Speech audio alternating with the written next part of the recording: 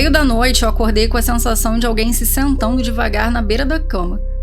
Meu primeiro pensamento foi: por que o meu filho sentaria assim? Ele não faz isso? Então eu virei. E não era o meu filho. Era o Bruno, nome alterado. Deitado do meu lado. Sentei e perguntei como ele tinha entrado. Ele não respondeu, ele só soltou eu precisava falar com você.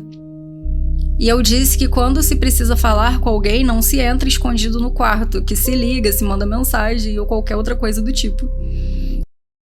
Oi, vocês! Sejam muito bem-vindos ao canal. Eu sou a Grazi Hadid e esse é mais um Encontro Sobrenatural. Hoje o quadro é o Além do Sobrenatural, que é um quadro que vocês gostam bastante até, onde eu leio histórias, relatos de pessoas que passaram por situações bizarras, com encontros bizarros e pessoas esquisitas que acabam às vezes superando até o próprio sobrenatural. Então, se vocês gostam desse tipo de conteúdo, já deixem aí nos comentários, por favor, também.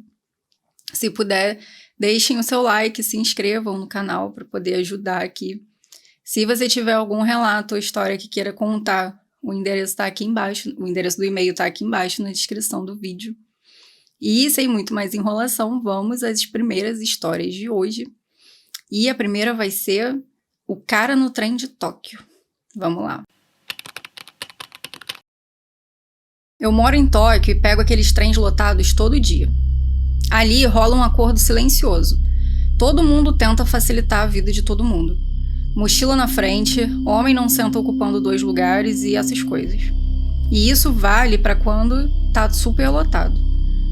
2 estações antes da minha, o trem vai de lata de sardinha para quase vazio. É quando eu geralmente consigo sentar. Eu não sou japonesa, então dá pra ver de cara, mesmo usando a camisa branca e a saia lápis como qualquer funcionária de escritório.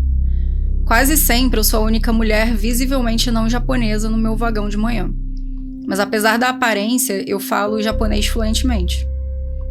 Num dia normal, eu sentei quando o vagão esvaziou. Botei o fone, abri um joguinho no celular e fui curtir meus 10 minutinhos sentada no meio do trajeto de 1 hora. Eu tava com as pernas cruzadas e tinha, sei lá, umas 10 pessoas no vagão inteiro. Então não tava atrapalhando ninguém. Eu tava no meu mundinho quando, do nada, uma mão veio e agarrou no meu joelho. E eu tava de saia. Eu levei um susto, tirei o fone e olhei.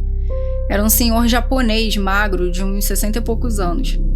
Ele apontou para minhas pernas, apontou para as outras pessoas no vagão e, de novo, no máximo, tinha umas 10 pessoas naquele lugar que geralmente tem 50. E ele disse num inglês bem ruim que eu não devia cruzar as pernas.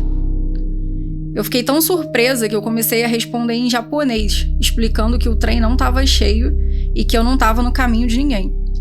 Ele não gostou muito. Esticou a mão de novo, do jeito de quem ia desfazer minhas pernas cruzadas. Aí eu falei alto para ele não encostar em mim. Isso pelo menos fez ele parar, porque outra regra básica daqui é não fazer alvoroço dentro do trem. Só que tem um porém, ninguém se mete. Mesmo com uma mulher falando alto, não me toca, a leitura geral vira, estrangeira querendo causar problema. Então é melhor fingir que não viu. Ninguém chegou perto e eu deixei claro que da forma que eu estava sentada, eu não iria atrapalhar nem ficar encostando em ninguém. Mas esse senhor ficou colado na minha frente, quase joelho com joelho, pairando em cima de mim e repetindo sem parar que eu devia descruzar. Ele ficou nisso por uns 5 minutos. Eu não me mexi, não pisquei, mantive contato visual e fiquei montando do plano B até o P na minha cabeça para sair do trem na próxima parada. Ainda bem que ele desistiu antes. Balançou a cabeça, me xingou em japonês e foi embora. Eu continuo pegando o mesmo trem e nunca mais vi esse cara. Gente, que loucura, né? Imagina nos trens aqui do Brasil, principalmente no Rio de Janeiro, que é o caos caótico total. Mas isso é complicado, né? Porque ali não tem nem como ela disfarçar. Claramente ela é uma estrangeira e, infelizmente, pelo que ela falou aí, as pessoas parecem ter essa cultura de não se meter. Pô, mas se o cara encostasse nela, fizesse alguma coisa, será que ninguém ia fazer nada? Gente, que maluquice. Também que ela sustentou e que não aconteceu nada, né? Já aconteceu alguma coisa parecida com vocês? desse tipo, né? E vamos pra próxima história, que vai ser um caminhão vermelho e o meu instinto que me salvou. Isso foi lá por 2001 ou 2002. Eu tava voltando de uma cidade pra outra sozinha depois de visitar a minha mãe. Tava dirigindo uma perua com uma mesa do meu avô no porta-malas que ela tinha me dado. Eu sempre tive medo de dirigir de noite. Tinha aquela sensação boba de que alguém ia sair do banco de trás. Pode ser por ver filmes demais e pode ser paranoia da minha mãe, pode ser um monte de coisa. Eu tava no exército na época e vivia fazendo esses bate e volta pra ver ela. Ela brigava comigo quando eu dormia em área de descanso ou em posto, dizendo que alguém ia me sequestrar e me matar. Mas eu só não queria gastar dinheiro com hotel toda hora. Enfim, tava num trecho vazio da rodovia, já era bem tarde, sem nenhum carro por perto, quando um caminhão vermelho apareceu no meu retrovisor. O cara começou a piscar o farol e buzinar. Eu pensei que tivesse algo errado com o meu carro ou com a mesa lá atrás. Porque do contrário, porque ele ia insistir tanto pra eu parar, né? Eu parei. Na época, eu tinha uns 20 e poucos anos e ainda era um pouco ingênua. Saí do carro, o caminhão grudou atrás de mim, ainda piscando e buzinando. Eu fui andando até o meio do carro pra ir olhar a traseira e no meio do caminho me bateu. Por que ele tá buzinando ainda se eu já tô fora do carro? Muito estranho. Ele desceu da caminhonete. Na hora que ele desceu, me deu aquele estalo de que tinha alguma coisa muito errada. Eu pulei pra dentro do meu carro e arranquei. A próxima saída ficava quase 50 quilômetros adiante. Ele veio atrás de mim o tempo todo. Quando finalmente saí, entrei no primeiro lugar movimentado que eu vi, que era um supermercado com uma lavanderia automática do lado. Tinha umas ambulâncias paradas ali com as luzes piscando, e aí eu encostei do lado delas. Pensei que se tivesse ambulância, em algum momento ia aparecer a polícia também. O homem ficou dentro do caminhão no estacionamento me observando. Eu tava apavorada, não queria sair do carro e me sentia até meio idiota de pensar em contar aquilo pra alguém. Esperei, fiquei esperando uns bons minutos, quase 1 hora na verdade. E aí ele foi embora. Eu ainda esperei mais um pouco e só então voltei pra estrada, paranoica com qualquer caminhão vermelho que aparecia no espelho. Passaram em 5 ou 6 anos. Eu tava vendo TV com meu marido da época, e ele sabia dessa história porque a gente namorava quando isso aconteceu. E do nada vem uma matéria num programa desses do tipo de resoluções de mistérios. E a pauta do programa? Um cara, naquele exato trecho da rodovia, num caminhão vermelho, usando o mesmo esquema de farol e buzina para fazer as mulheres encostarem, e aí ele atacava elas. Eu agradeço até hoje por ter ouvido o meu instinto naquela noite, pulado de volta pro carro e ido embora. Caraca, gente, que loucura. Já seria estranho só quando parou na parte lá que o cara veio atrás dela, ela entrou no carro e saiu voada. Mas depois você ter a confirmação de que era alguma coisa, caraca, tem que tomar muito cuidado, gente, muito cuidado. É horrível, né, a gente ter que viver assim, com essas paranoias, mas é importante mesmo tomar cuidado. E vamos para a próxima história, que é atrás do espelho do meu quarto no hotel.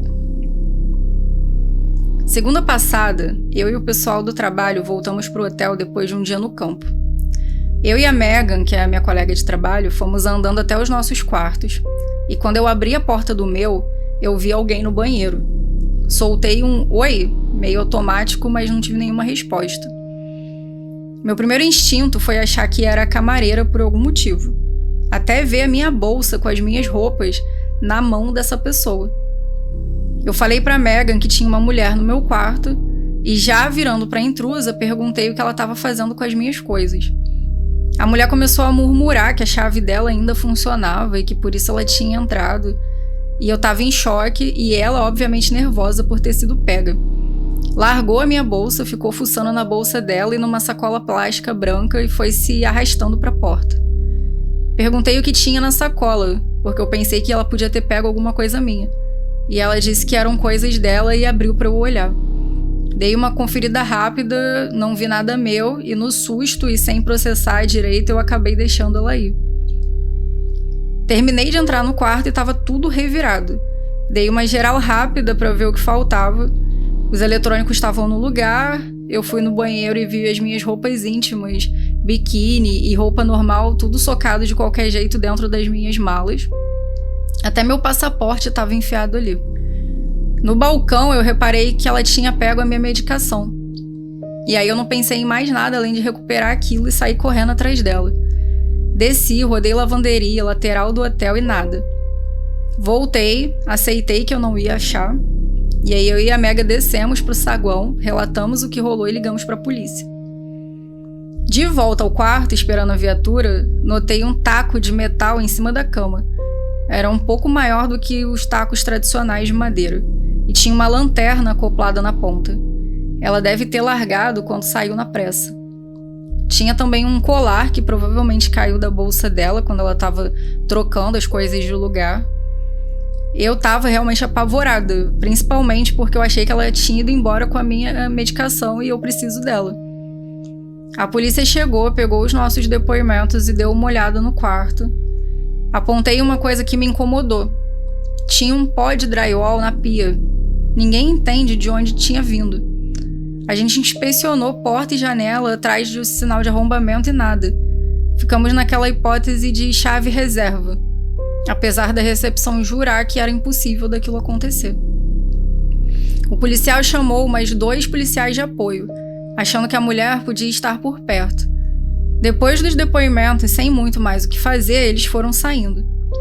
Eu sentei para ligar para minha família e enquanto eu estava ali conversando, eu fiquei encarando o drywall da pia e o espelho que tinha logo acima. E aí a minha ficha caiu de um jeito que eu nem consegui processar direito. Chamei a Megan para me ajudar a tirar o espelho da parede. A gente puxou e por trás tinha um buraco, grande o suficiente para uma pessoa se espremer. Perguntei para ela se valia a pena ligar de novo para os policiais. O chefe disse que ainda tinha 2 viaturas no estacionamento.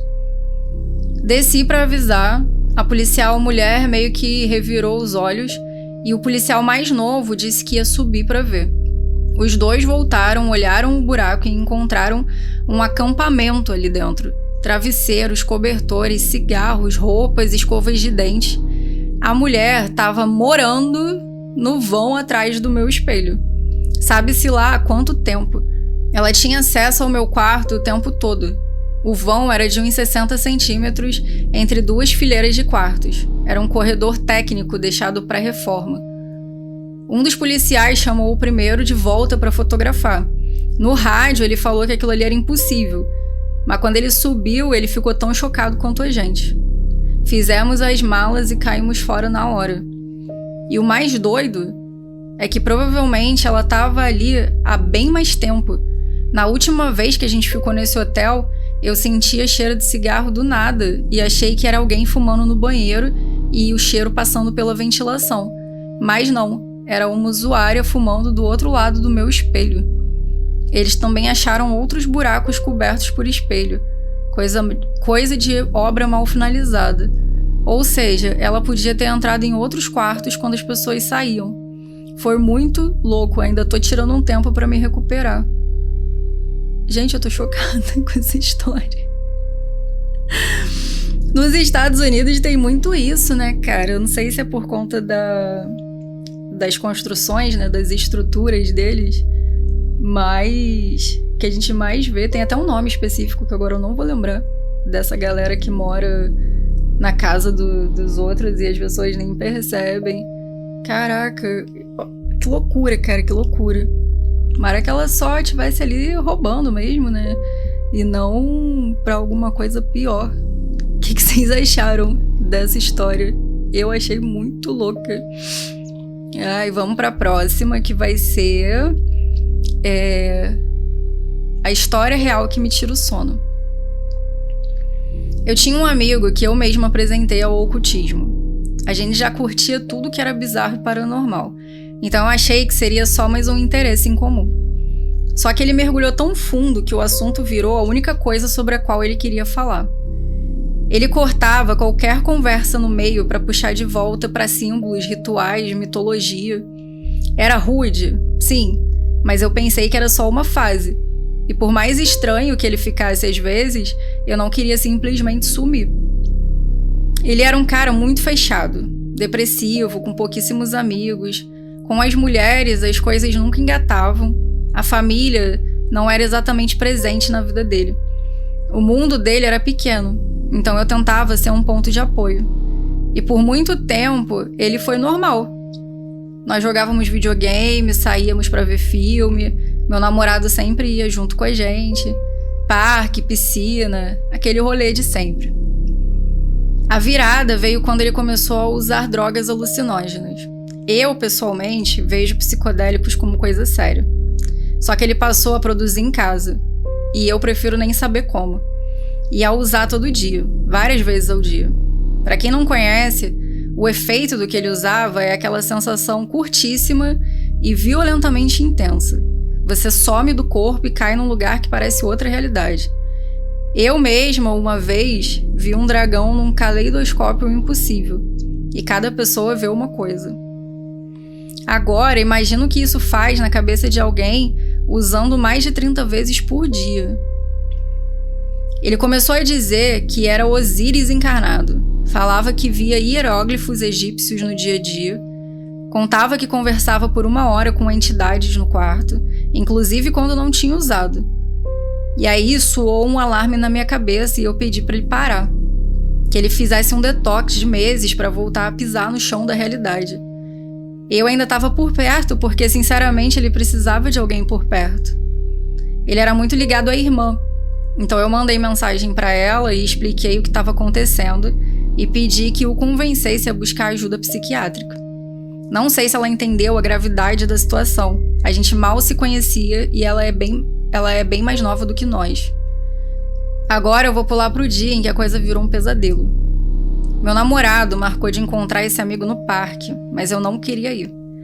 Eu estava exausta de ouvir delírios e naquele dia eu não estava com cabeça. Meu namorado disse que ele não estava tão ruim assim e a gente foi. Na trilha, ele só falava de Egito, deuses que só ele conhecia de verdade, e tinha uma faca de caça grande que ele ficava manuseando. Disse que usava em magia cerimonial para banir pensamentos negativos. Eu travei por dentro. De vez em quando ele fazia uns movimentos de estocada perto do próprio peito ou da cabeça, como se encenasse um ritual. Eu tentava mudar de assunto, puxar qualquer coisa que mudasse o foco, mas ele voltava ao banimento. Essa trilha não tinha atalho, então a gente precisava voltar até o estacionamento. Meu namorado ainda sugeriu um almoço depois, e eu por dentro só repetindo, não, pelo amor de Deus, não prolonga mais isso. E aí acabamos entrando no carro. Eu tava dirigindo, meu namorado tava no banco do passageiro e o nosso amigo atrás.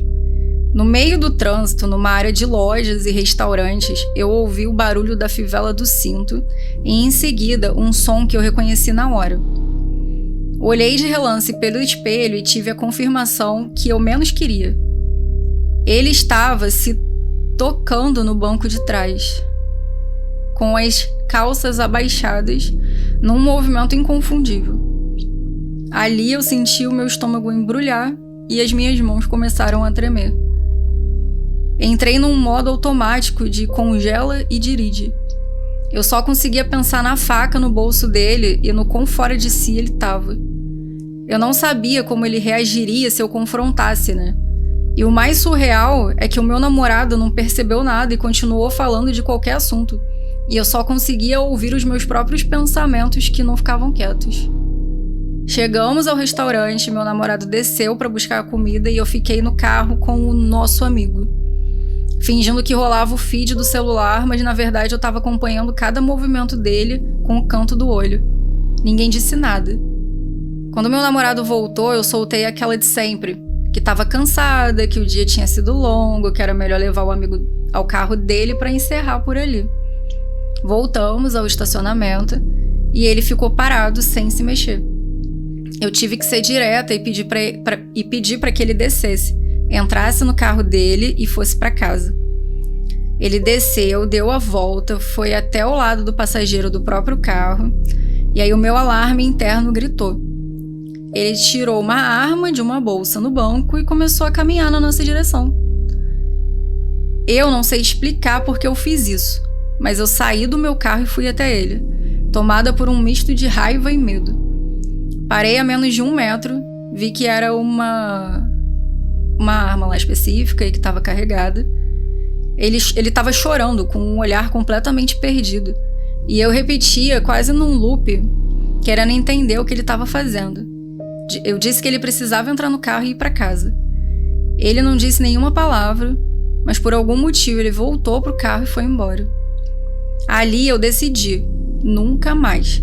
Falei pro meu namorado que acabou, sem contato, sem dar notícia, sem nada. Alguns meses se passaram e de vez em quando aparecia uma mensagem dele no meu celular. Eram umas coisas aleatórias e eu só ignorava. Fiquei sabendo que ele se mudou para outra cidade. Diziam que ele morava com um colega de quarto. Pensei que talvez fosse um recomeço, que seria melhor para todo mundo. Não era minha função salvar ninguém naquele ponto. Agora o final. Naquele dia do estacionamento, eu avisei a irmã dele que ele estava com uma arma. Ela conseguiu tirar de alguma forma dele, mas não adiantou muita coisa. Quase perto da meia-noite, numa noite qualquer, meu telefone tocou e me acordou. Era um detetive da cidade para onde ele havia se mudado. Meu coração disparou na mesma hora. Eu, já suando, perguntei o que tinha acontecido. Segundo ele, no Halloween, esse meu ex-amigo esfaqueou uma pessoa até tirar a vida dela. Não tenho todos os detalhes, saiu pouca coisa na imprensa. Até hoje é surreal escrever isso, e a sensação que não me abandona é de que eu escapei por muito pouco naquele verão. Gente do céu. Nem sei o que dizer. E ela ainda tentou avisar, né? Avisou a irmã não só uma, mas 2 vezes. Falou pra procurar. Porque pelo que ela relatou dele, claramente ele tinha ou tem problemas psicológicos. E ninguém fez nada sobre. Também foi o que ela disse, não era a função dela salvar ele, né? Ela tava tentando se salvar. Mas tenho certeza que se ela soubesse que poderia dar nisso, ela também teria tomado alguma atitude. Eu não sei. O que vocês acham? O que vocês fariam nessa situação, gente? Eu não sei. É muito complexo pensar sobre isso. Eu não consigo nem imaginar essa situação. Que loucura. E vamos para mais uma história que vai ser: ele entrou no meu quarto de madrugada. Eu tinha acabado de sair de um relacionamento abusivo que durou 8 anos, quando eu decidi, sem pressa e sem expectativa, baixar um app de namoro. Eu não queria nada sério, só queria alguém pra ver um filme, tomar um drink às vezes. Eu tinha 2 meninos, tava em paz sozinha, depois de passar por aquele inferno todo que eu passei. E foi aí que eu conheci um cara um pouco mais velho do que eu. Todo no discurso de vida nova, me contou que quando era mais novo se meteu em gangues e drogas, mas que tinha virado o jogo. E agora era um pai presente, trabalhava muito, malhava todo dia. E eu acho que de alguma forma eu me senti protegida perto dele.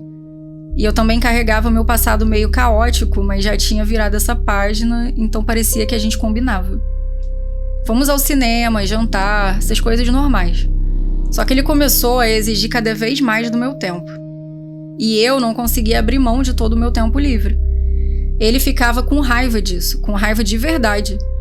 Depois de passar anos com um controlador possessivo, o sinal vermelho acendeu e 3 meses depois eu falei que eu não queria mais. Ele me pediu para me confessar uma coisa. Disse que estava usando esteroides, que por isso estava descompensado. Chorou, pediu outra chance, prometeu parar. E eu topei manter contato, mas só como amigos. E foi assim por um tempo. A gente se via cada umas 2 semanas, depois ele quis toda semana, e eu fui clara que não queria nada além de amizade com ele. Ele insistia pra eu dar outra chance e eu simplesmente não sentia mais nada de romântico por ele. Com o tempo, eu parei de falar com ele. Me irritava o jeito como ele demandava que a gente se falasse todo dia, só porque amigos fazem isso. Perguntava onde eu tava, pedia foto de quem tava comigo. Eu respondia que amigos não fazem esse tipo de cobrança. E ele insistia que era uma cobrança inocente, que só queria ver o que eu tava fazendo.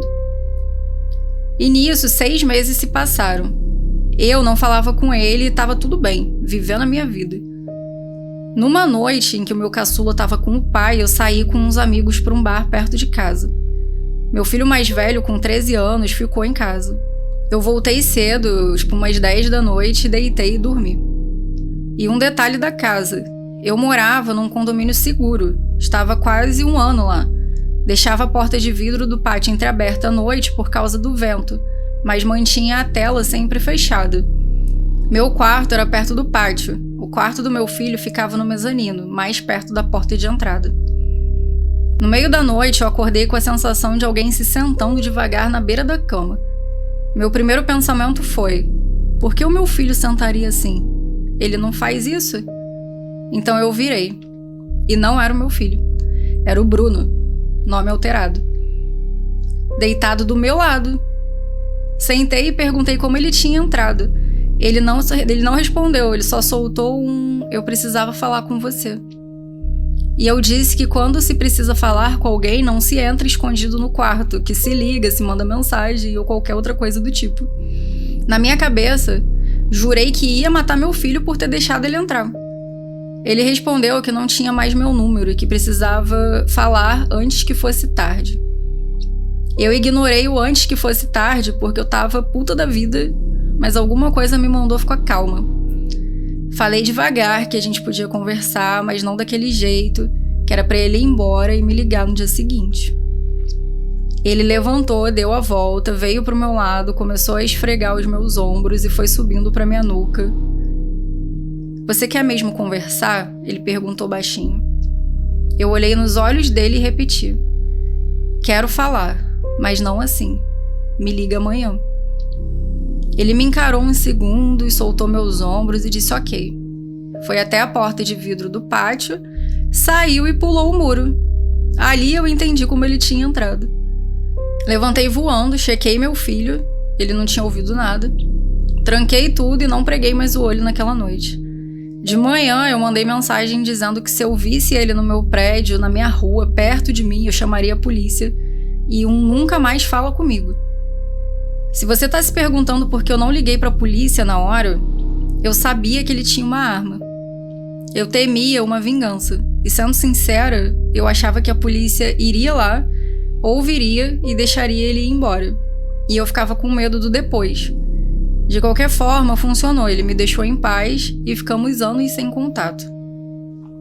4 anos depois, eu tava rolando o feed de uma rede social e apareceu o rosto dele na seção de pessoas que talvez você conheça. Cliquei e a foto parecia daquelas tiradas em presídio. Fundo chapado, iluminação horrível. Rolei e a postagem mais recente era um endereço para correspondência, de presídio. Joguei o nome no Google e veio a avalanche. Matéria atrás de matéria, todas com a mesma manchete. Homem é preso suspeito de matar a namorada. 2 anos depois do nosso quase relacionamento, ele tinha disparado e tirado a vida de uma mulher com quem estava. Eu congelei. O pensamento que me pegou de jeito foi: podia ter sido eu. E sim, me peguei pensando se havia algo que eu poderia ter feito para impedir. O que piora a sensação é saber que ele só pegou 12 anos. Até hoje, quando essa história volta, eu respiro e lembro que naquela madrugada eu fiz o que dava para sobreviver e proteger meu filho. O resto não estava nas minhas mãos. Gente do céu. Nossa, mas essas histórias de hoje estão também, caraca, só coisa pesada.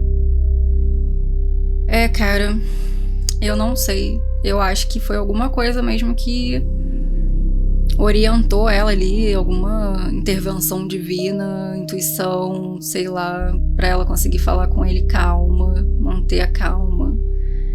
Dizer que ia conversar com ele, mas em outro dia, em outro momento. Que doideira, cara, que doideira. A gente tem que tomar muito cuidado, principalmente quando vai conhecer gente assim de aplicativo.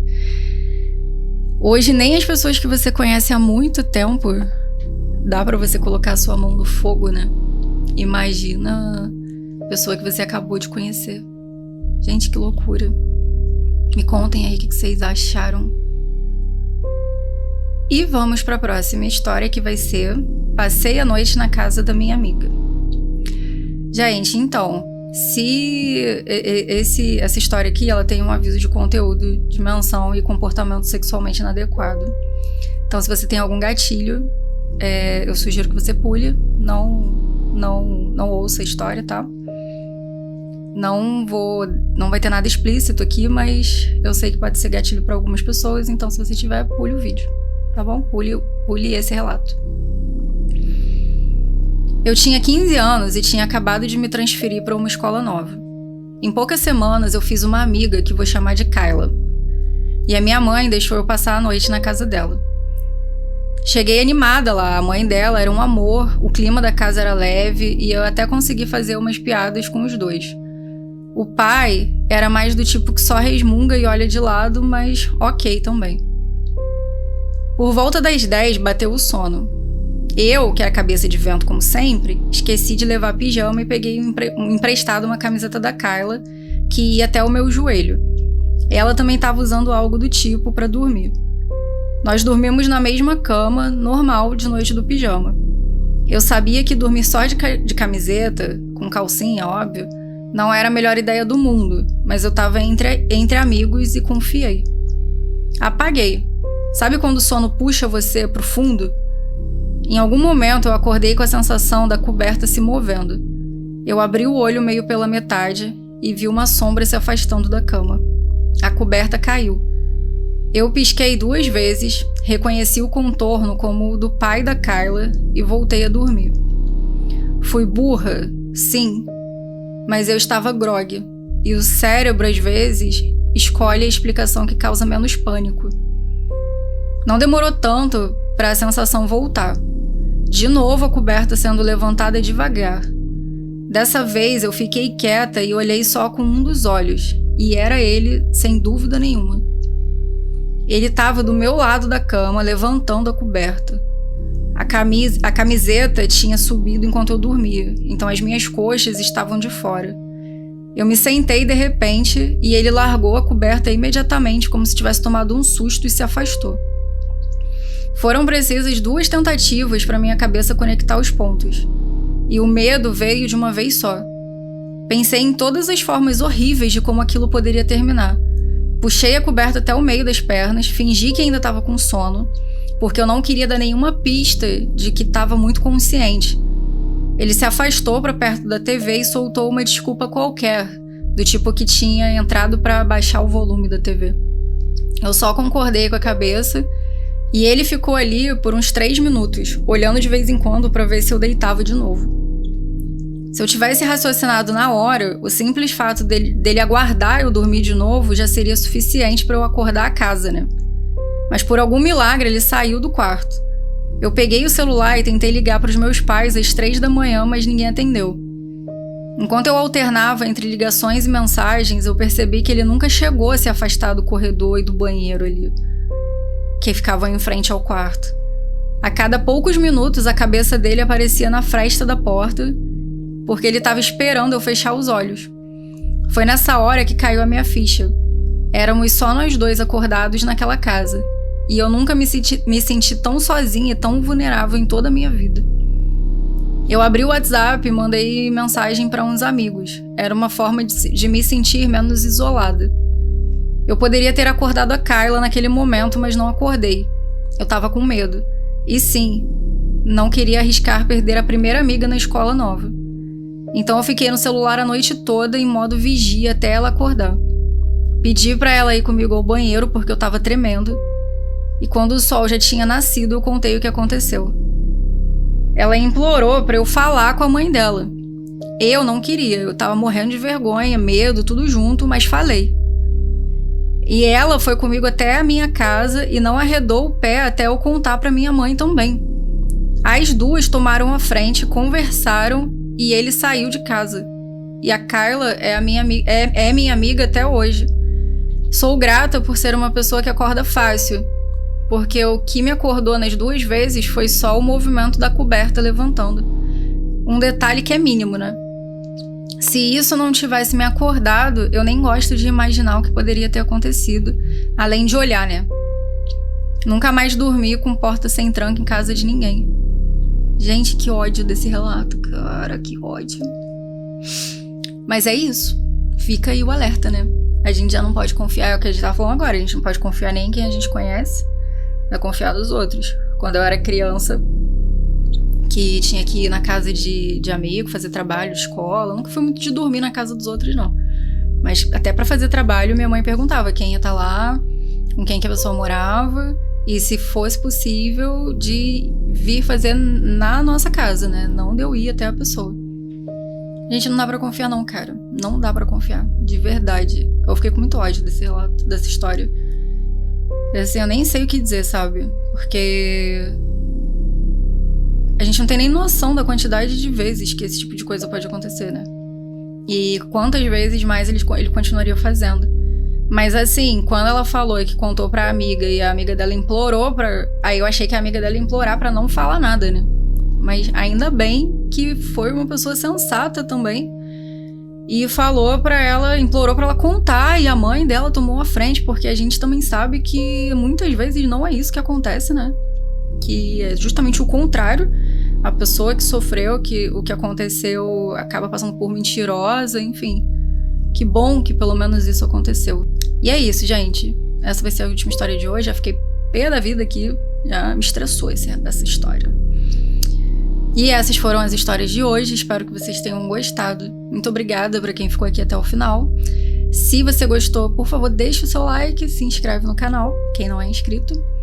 E até um próximo vídeo. Um beijo. Tchau, tchau.